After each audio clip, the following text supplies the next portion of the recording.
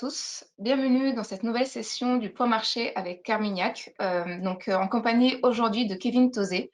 Bonjour Kevin. Bonjour Imen et bonjour à toutes et à tous. Alors merci d'être présent, chers participants. Comme d'habitude, nous allons vous présenter justement les vues de Carmignac et de l'équipe sur tout d'abord l'évolution des principaux indicateurs économiques. Ensuite, nous envisagerons le focus macroéconomique, le focus microéconomique, le message de la semaine bien sûr la session des questions-réponses. Donc n'hésitez absolument pas à justement poser vos questions. Pour commencer, Kevin, ton point de vue sur l'évolution des principaux indicateurs macroéconomiques, quel est-il? Alors, la semaine dernière, ce qu'on a vu, c'est clairement une semaine très positive et très positive pour les marchés, enfin pour les marchés d'actifs, risqués, hein. On a vu, voilà, des marchés d'actions, américains, comme on l'illustre ici sur la partie de gauche, enregistrer des performances entre 6 et 7 sur la semaine. En Europe, un peu en deçà de ça, mais quand même, hein, plus de 4 de performance sur la semaine. Alors ça, c'est sur les marchés d'actifs, risqués. Ce qu'on a vu d'autre, eh bien, c'est ce qu'on montre sur le milieu de ce tableau-là, sur les marchés de taux d'intérêt.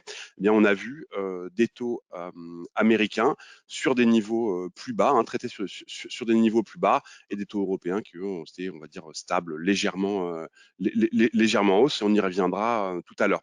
Alors, ce qu'on a vu d'autre, c'est sur la volatilité. Là, on l'illustre sur la partie complètement à droite du graphique, sur la ligne du bas, là, on voit bien que la volatilité est largement c'est largement inscrite en baisse, et aussi sur les marchés, il s'est aussi vu sur les marchés obligataires, ce qu'on est lu sur ce tableau du milieu ici.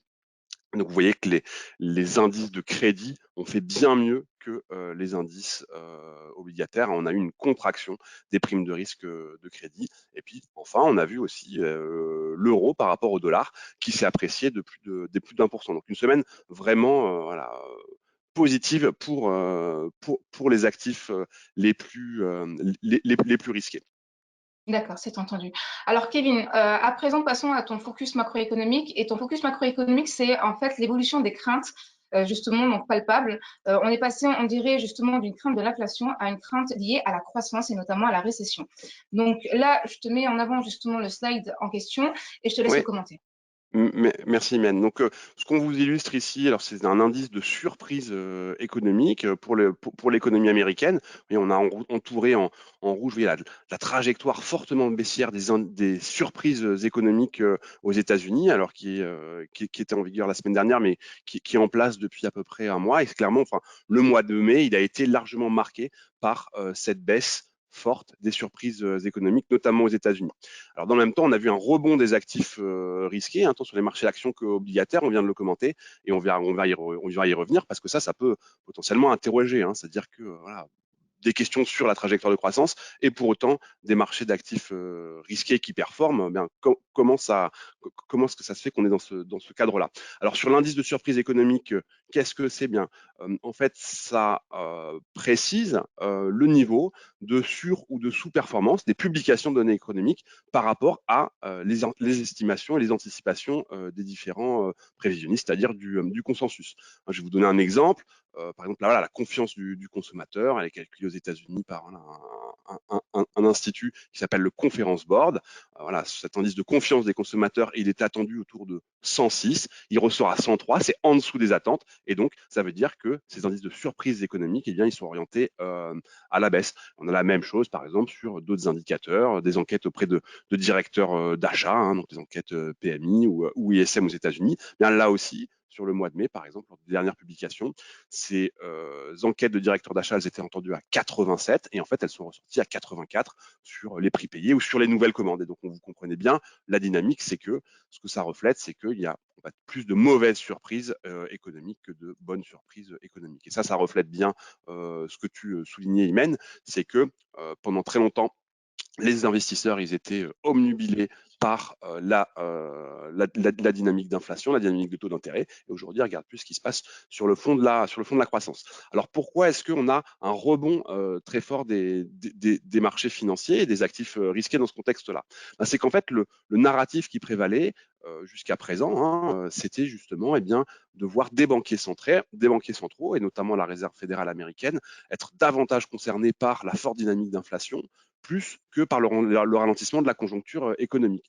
Et en fait, c'était un petit peu, on va dire, le chemin inverse du quoi qu'il en coûte de M. Draghi, c'était que les banquiers centraux allaient normaliser quoi qu'il en coûte, même si ça voulait dire faire dérailler la trajectoire de croissance économique. Et ce narratif-là, il était en quelque sorte remis en cause par la publication d'indicateurs qui pointent vers un ralentissement. J'en ai mentionné quelques-uns. On peut aussi parler du ralentissement sur les marchés de l'immobilier aux États-Unis, par exemple. Et donc, c'est bien cette perspective de voir M. Powell changer de braquet, donc mettre en place une politique monétaire moins accommodante, plus accommodante par contre, en tout cas moins accommodante, je ne sais pas comment bien le formuler, qui est venu soutenir les marchés d'actifs risqués. Et c'est ce qu'on montrait sur les mouvements de la semaine dernière, c'est que voilà, les taux d'intérêt aux États-Unis, ils ont baissé, donc c'est bien le reflet que ce qui peut être potentiellement nous attendre, c'est que M. Powell adoptera un ton moins dur que ce qui est généralement attendu. Alors, sur le plan microéconomique, Kevin, tu as voulu mettre en exergue cette semaine la dispersion, qui, pour le coup, est une dispersion très importante. Donc là-dessus, on a 2 slides de présentation. Je te les mets également en avant et Bien je te laisse sûr. les commenter. Donc, bien entendu, quand on parle de dispersion, on parle de dispersion de performance et notamment sectorielle. Et oui, et donc ça rejoint bien ce qu'on vous disait, la dynamique qui s'est mise en place la semaine dernière, qui est venue en fait en réponse un petit peu à la dynamique qui s'était mise en place plus depuis le début de l'année. Alors comme on le montre ici, les marchés, ils ont été clairement obnubilés par l'inflation et par la trajectoire sur les marchés de taux. Alors ici, ce qu'on a fait, c'est un exercice tout simple, c'est qu'on prend les différentes composantes sectorielles, donc les différents secteurs présents au sein, donc je suis pris le S&P 500, donc les indices de grande capitalisation américaine, et on regarde quelle est la performance des différents secteurs au sein de cet indice-là. Et on arrive à identifier, alors c'est pas parfait, mais ça illustre bien ça, donc quels sont les secteurs et les entreprises qui sont les grandes gagnantes de cet environnement d'inflation. Donc au premier rang desquels, on a l'énergie typiquement, les services aux collectivités aussi, mais dans une moindre mesure. On a en dessous de ça, donc vous voyez bien que ces grands gagnants de l'inflation, mais ils enregistrent des performances absolument exceptionnelles cette année. C'est quasiment l'énergie, le seul secteur en performance positive depuis le début de cette année. Puis après, vous avez ce milieu de tableau ici avec plutôt des secteurs, des entreprises qui vont plutôt bénéficier du ralentissement, donc secteur un peu plus défensif. Alors, encore une fois, c'est pas parfait, vous voyez le secteur de la finance ici au milieu, mais en tout cas, certains secteurs un peu plus défensifs. Et puis tout en bas, les secteurs et les valeurs qui, elles, sont les principales perdantes de cet environnement d'inflation élevée. Et encore une fois, sur le mouvement qu'on a vu la semaine dernière, c'est carrément, on va dire, une sorte de table renversée par rapport à ça, c'est-à-dire que les meilleurs performants la semaine dernière, ce sont typiquement les secteurs de la consommation et de la consommation discrétionnaire et les secteurs des technologies de l'information notamment. Et donc c'est bien le reflet, le corollaire de ce que tu indiquais, Imen, c'est que les préoccupations des opérateurs de marché, elles étaient très centrées sur l'inflation et pas trop sur la dynamique, ou en tout cas beaucoup moins sur la dynamique de croissance. Et ça, c'est quelque chose qui est en train de se renverser, en tout cas d'évoluer petit à petit. Alors, une forte Alors, rotation sectorielle. Et là, ce que ouais, tu mets en exactement. évidence, Donc, c'est les extrêmes, en fait. exactement. Donc, on va y revenir. Et ça aussi, c'est une bonne illustration, il me semble, de parfois les excès qu'on peut constater sur les marchés financiers. Excès que, voilà, chez Carmignac, chez tout gérant actif, je l'espère en tout cas, on essaye de tirer parti de cet environnement-là, de cette forte dispersion-là, pour justement gérer activement nos positions et potentiellement se réexposer à certaines valeurs ou certains thèmes qui ont été largement chahutés. Alors sur le mouvement de la semaine dernière, avant de commenter ici sur cette thématique du commerce en ligne, on reste quand même globalement prudent chez Carmignac sur les niveaux d'exposition. Pourquoi? Parce que c'est vrai que voilà, la trajectoire de croissance, elle interroge néanmoins, même si on a des rebonds, on va dire, plus ou moins techniques. Pour autant, eh bien, quand on regarde, voilà, là aussi, d'autres indicateurs, par exemple le consommateur américain, eh bien, quand on regarde des enquêtes mises en place par des grandes banques, par exemple, eh qu'est-ce qu'on voit? On voit qu'il y a plus de la moitié des personnes qui répondent à ces enquêtes qui indiquent qu'ils ont l'intention de dépenser moins au cours des 6 mois à venir, et notamment ça dû à la dynamique inflationniste. Mais je pense que Axel a couvert ça assez largement la semaine dernière. Et ils vont dépenser moins. Ils vont dépenser moins où? Ben, surtout sur ces secteurs justement de consommation discrétionnaire, voilà, ou voilà, sur les services de restauration potentiellement. Alors si on passe sur la diapositive suivante, Imen. Donc là aussi, c'est voilà, on le voit, c'est-à-dire que, et c'est ce qu'on vous montrait juste avant, les grands perdants de cet environnement, de ces préoccupations liées à l'inflation, à cet environnement de remontée de taux d'intérêt, ça a été quelles valeurs? Ça a été notamment les valeurs technologiques, les valeurs technologiques américaines, qui étaient, il faut l'admettre, on va dire, relativement chèrement valorisées en rentrant dans l'année 2021 et encore en partie en 2022. Là aussi, il y a, voilà, on est passé, on va dire, d'une extrême à l'autre. Et c'est ce qu'on montre ici sur ce graphique. Donc, sur ce graphique, cette ligne bleue, c'est le taux de pénétration du commerce en ligne par rapport au total des ventes aux États-Unis. Et donc, vous voyez qu'on voit une espèce de saut hein, sur ce graphique-là, qui était bien l'impact du Covid. Hein, quand on était tous bloqués chez nous, ben, on pouvait acheter où? On pouvait acheter en ligne et quasiment exclusivement en ligne. Donc, on a vu un rebond très fort de ces ventes en ligne par rapport au total des ventes de détail. Et puis, bien voilà, certains opérateurs de marché ont eu tendance à extrapoler cette tendance-là sur les années à venir. Et c'est ce qu'on montre ici sur cette ligne en pointillé rouge en haut.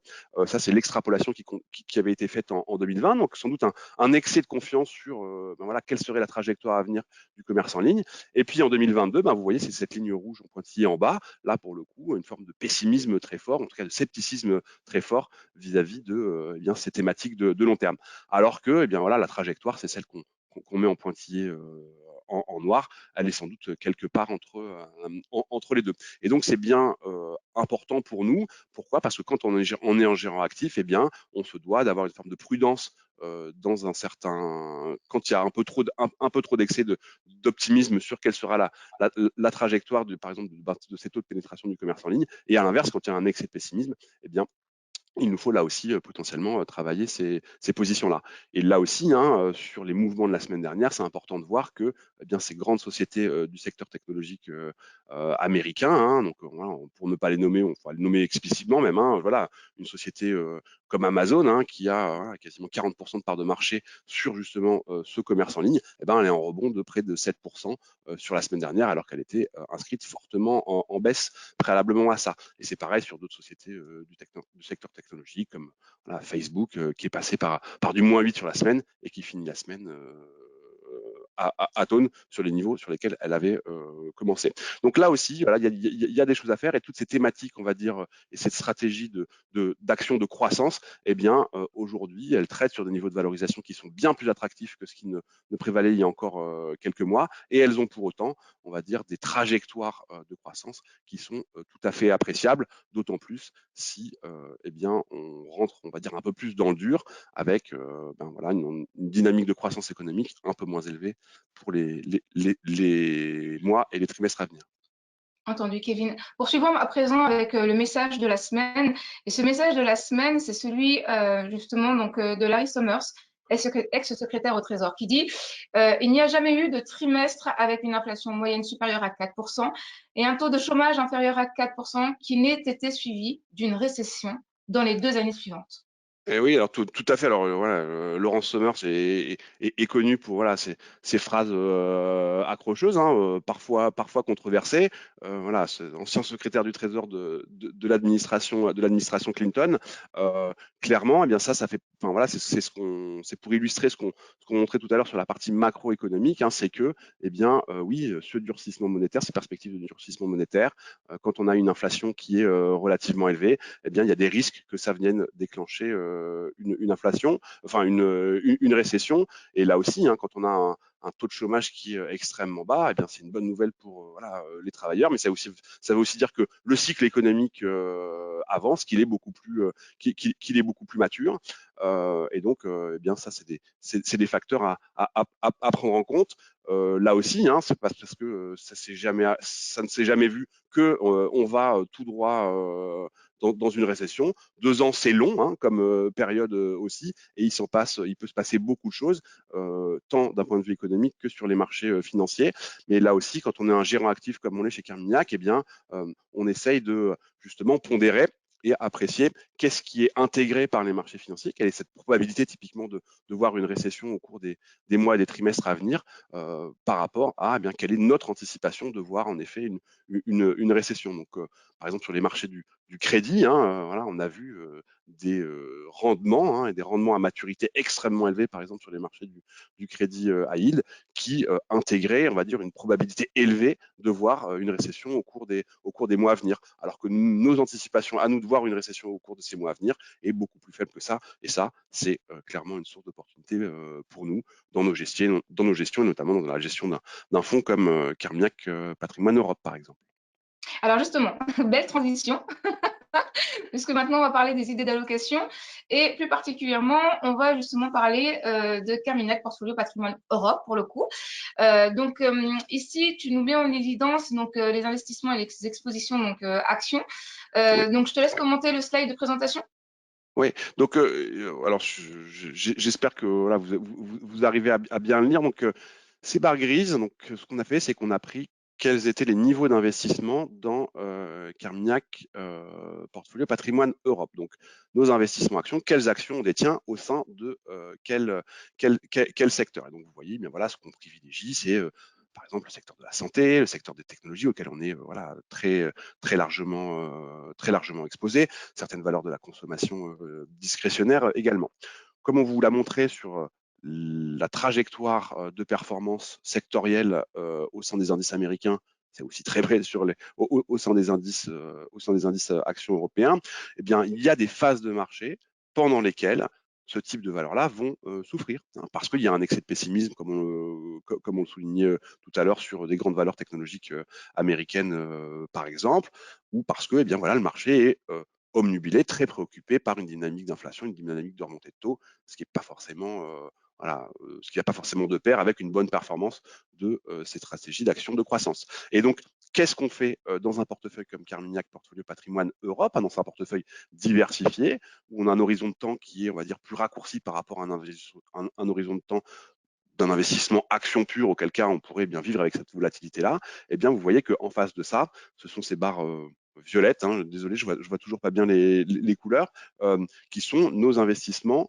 liés, ou l'impact de nos investissements sur les marchés dérivés. Et donc, qu'est-ce qu'on fait? Eh bien, pour adapter le portefeuille, un portefeuille comme Carmignac Patrimoine Europe, à un environnement de marché potentiellement adverse, eh bien, on va couvrir une partie de ces risques-là, et c'est ce que vous voyez là avec ces barres violettes. Et donc, ce qui est important de voir, c'est l'exposition nette au marché d'actions. Et donc, vous voyez que l'exposition nette à certains secteurs, hein, par exemple le secteur technologique, le secteur de la santé, est largement diminué, réduit justement pour pouvoir eh bien, naviguer, traverser au mieux cette phase compliquée qu'on est en train de traverser.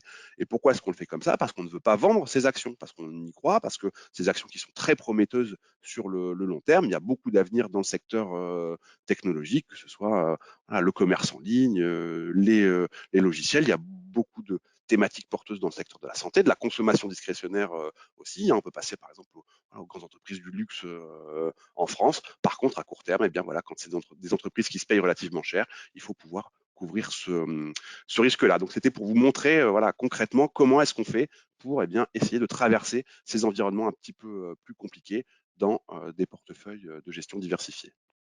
Donc, un fonds qui, je le rappelle, est directement accessible sur la plateforme transactionnelle d'easybourse.com. Donc, vous avez juste à taper le libellé, pour le coup, dans le moteur de recherche principal et vous avez la fiche valeur qui vous apparaît pour justement donc, vous positionner sur ce produit. Alors, à présent, donc, passons donc à la session des questions-réponses et il y en a plusieurs. Merci énormément donc, à nos participants donc, de jouer le jeu. Donc, une première question, donc, que pensez-vous de l'évolution du prix du pétrole de ces dernières semaines éventuellement, et quelle est vos convictions sur le sujet? Alors, sur l'évolution du prix du pétrole, il y a plusieurs facteurs qui ont contribué, qui contribuent, hein. Il y en a un qui est que on a eu quand même une demande relativement forte, hein, avec la réouverture, la réouverture des économies. Je crois que vous en avez déjà parlé, hein. Alors que voilà, la reprise, par exemple, du transport aérien, des déplacements, etc., ça induit une consommation plus élevée que par le passé de carburant et de carburant, on va dire, fossile, hein. Et donc ça, eh bien, voilà, c'est venu, on va dire, nourrir cette hausse du pétrole. Il y a un deuxième facteur qui a contribué, eh bien, c'est que on a quand même une offre sur ces marchés du pétrole qui est moins importante que par le passé, qui va continuer à être moins importante que par le passé. Alors il y a ce qui se passe en Russie et en Ukraine également qui contribue et je pourrais y revenir.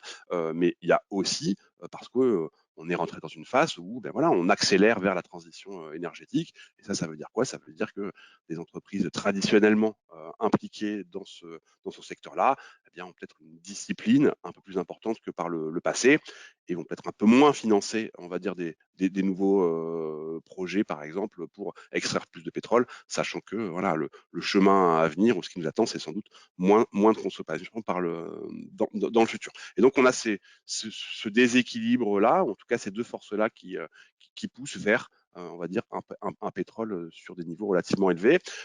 Sur la hausse du prix du pétrole sur ces derniers jours et sur ces dernières semaines, je pense que vos clients ont suivi ça d'aussi près que nous. Eh bien, il y a effectivement la mise en place d'un embargo des pays européens vis-à-vis des importations de pétrole russe. Et donc ça a amené également, eh bien, oui, un rebond de ces matières premières énergétiques et notamment du pétrole. Sur nos anticipations pour les semaines et les mois à venir, voilà, on est autour de 120 dollars aujourd'hui. On s'attend pas à ce que ça accélère fortement. Il y a des facteurs hein, qui pourraient amener à une forte accélération du prix du pétrole, notamment si bien on voyait la mise en place de sanctions là sur les marchés du gaz typiquement vis-à-vis de la Russie. Ça aurait un impact important sur, on va dire encore une fois, toute cette sphère des matières premières énergétiques. Alors, Kevin, on en a plusieurs questions, donc on va essayer de toutes les poser et on va essayer justement donc d'être assez concis dans les réponses. C'est bien Donc, noté. sur le luxe, Kevin. Kevin, le luxe fait un rebond. Est-ce une réaction technique ou une reprise justement un peu plus durable à moyen terme? Alors, c'est sans doute, on va dire, encore une fois, le signe de valorisation qui sont quand même bien revenus, hein. C'est-à-dire que c'est des entreprises qui traditionnellement se payent relativement cher, hein, les entreprises du luxe, parce qu'elles ont elles donnent beaucoup de visibilité. On est revenu sur des niveaux de valorisation, on va dire, plus acceptables. Sur le long terme, ces sociétés du luxe devraient sans doute bien se comporter parce que dans ce contexte-là, hein, on l'a dit, avec une croissance qui décélère, une inflation qui reste persistante, des questions sur la demande. Si on peut comprendre que c'est difficile là pour des, euh, des, des sociétés qui vendraient des biens, on va dire, avec des niveaux de marge relativement faibles, ben, c'est difficile pour eux de passer l'intégralité de ces hausses de coûts dans les prix. Pour les sociétés du luxe, c'est sans doute beaucoup plus facile. Elles sont sans doute beaucoup moins négativement impactées par la hausse des prix à la lumière du prix affiché des articles qu'elles vendent elles-mêmes. Le fameux pricing power. Autre Exactement. question, autre question, Kevin. Donc, a priori, donc, notre client estime que ton panorama d'ensemble n'est pas très optimiste et il te demande, est-ce qu'une récession à prévoir signifie forcément une baisse boursière, Kevin? Est-ce que les deux vont de pair? Alors, en général, oui, hein. C'est-à-dire que là aussi, si je regarde sur des horizons de long terme, alors l'histoire, elle se répète pas toujours, mais enfin bon, quand même, il y a quand même quelques enseignements tirés. En général, dans un environnement récessionniste, hein, on a une baisse des marchés d'actions entre moins 30 et moins 40% en moyenne. Donc on n'y est pas hein, encore. Donc il y a une baisse forte hein, des marchés, des marchés d'actions. Si effectivement on va vers une récession, on peut s'attendre à ce qu'il y ait une baisse beaucoup plus forte de ces mêmes marchés d'actions. Encore une fois, sur le panorama, non, il n'est pas très, il est pas très optimiste, clairement. Et ce qui nous inquiète, nous, c'est plus, on va dire, la dynamique des profits des entreprises que le risque de récession aux États-Unis. Hein. C'est-à-dire que voilà, le ralentissement de l'immobilier auquel je faisais allusion tout à l'heure, on ne s'attend pas à un crack sur les marchés immobiliers américains, parce que là aussi, il y a eu on va dire, un phénomène de sous-construction aux États-Unis. On a un marché de l'emploi qui est quand même aussi relativement vigoureux hein, aux États-Unis. Hein, on a voilà, entre 10 et 11 millions d'emplois à pourvoir pour à peu près moitié moins de chômeurs. Donc voilà, le risque de récession, il a sans doute été surestimé par certains pans du marché. Je parlais notamment des marchés du crédit, pas encore tout à fait sur les marchés d'actions. Donc tout ça pour nous, ça prêche pour, on va dire, un niveau d'exposition relativement contenu entre 5 et 15% sur un fonds comme Carmignac Patrimoine Europe dont je parlais tout à l'heure. Et là, on peut aller entre 0 et 50%. Donc ça illustre bien cette forme de prudence-là. D'accord. Un autre de nos clients, Kevin, nous demande justement donc 3 autres questions sectorielles. Je te les pose et ensuite je te les laisse y répondre éventuellement pour ne pas faire trop long. Donc la première concernant les métaux précieux, notamment l'or. Donc comment vous jouez éventuellement le sujet. Que pensez éventuellement de la filière électrique ou moteur à hydrogène éventuellement. Donc est-ce que vous avez un point de vue sur le sujet? Et enfin dernière chose, c'est que ça concerne les sociétés qui produisent des alternatives aux produits pétrosourcés. Donc voilà. Ouais. Alors, sur l'hydrogène, j'aimerais répondre la semaine prochaine à cette question-là, parce que c'est elle la spécialiste chez nous de ces sujets. Sur l'or, est-ce qu'il y a de la valeur à détenir, à être exposé aux actions aurifères? Nous, on pense que oui. D'ailleurs, on en a une exposition dans Carmignac Patrimoine Europe, hein, autour de 5% typiquement. Pourquoi? Eh bien, parce que dans cet environnement que je décrivais, c'est-à-dire que potentiellement, si les opérateurs de marché vont regarder un peu plus la dynamique de croissance, ça veut dire que sur les taux d'intérêt, on a sans doute fait on va dire un relativement gros bout du chemin, et donc peut-être qu'on peut voir ces taux d'intérêt baisser, une baisse des taux d'intérêt. Ça peut voilà, venir aider ce secteur des actions aurifères. On reste dans un environnement on va dire de tension ou d'incertitude géopolitique relativement élevé, et l'or dans ce cadre-là est quand même un actif relativement utile à avoir dans un portefeuille. Après voilà, on en a 5% et on n'en a pas 50% parce que l'or c'est un actif défensif, mais c'est un actif qui a une volatilité qui est relativement élevée, hein, à peu près équivalente à celle des marchés d'actions. Donc voilà, quand on gère un portefeuille comme Carmignac Patrimoine Europe, on cherche justement à pas avoir une volatilité trop importante, même si c'est pas le seul critère de gestion des risques.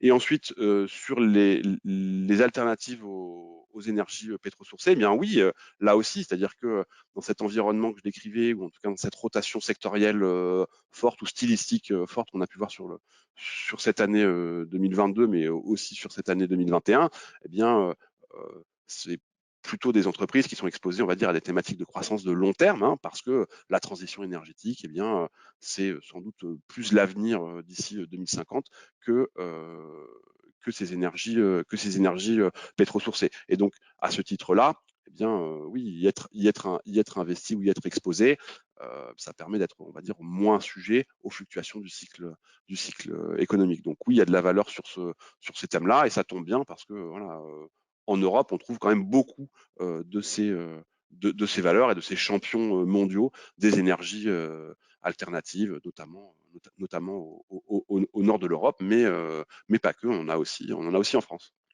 Et ça tombe bien puisque ça sert les intérêts justement donc du caractère labellisé ISR, investissement socialement responsable, d'un certain nombre de vos fonds et notamment de Carmignac, portfolio Patrimoine Europe. Donc du coup, on va s'arrêter là pour justement donc aujourd'hui. Merci énormément Kevin, merci pour ton éclairage, merci à vous, chers clients, d'avoir posé vos questions. Je rappelle 3 choses. La première, c'est que donc la session est enregistrée et va vous être mise à disposition, donc vous pourrez toujours toujours éventuellement réécouter les différents éléments mis en avant par Kevin aujourd'hui.